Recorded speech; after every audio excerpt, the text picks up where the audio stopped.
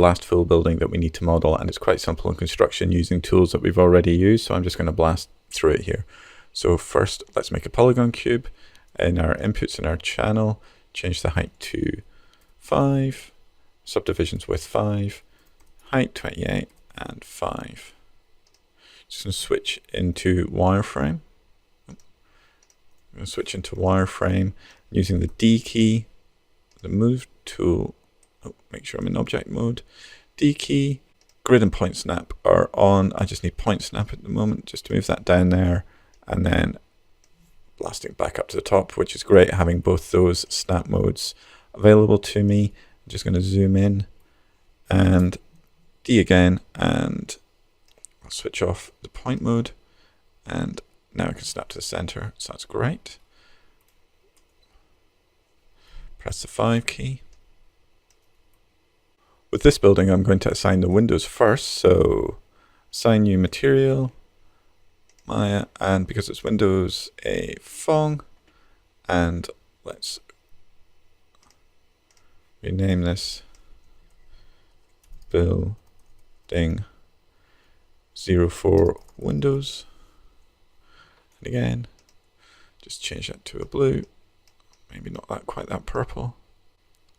I'm just going to go into the modeling toolkit now, and in edge mode, I'm going to select this, double clicking, double click, double click, double click, double click.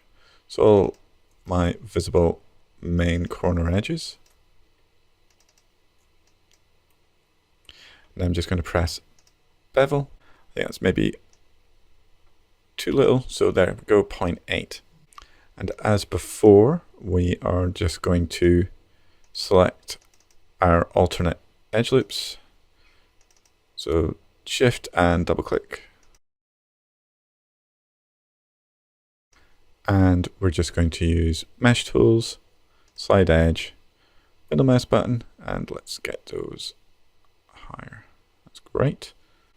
So as before, we're just going to switch back into face mode using click this time, and edge loop. Doesn't matter which way you go.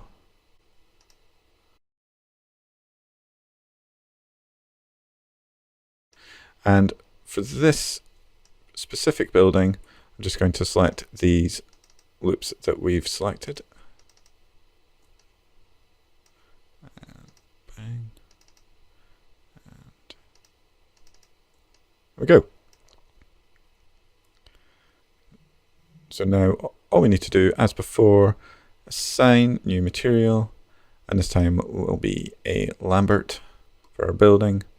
And here we go, Lambert. We'll just call this building 04 Lambert, and change this to a something a bit more red, a bit darker. And then just rename this building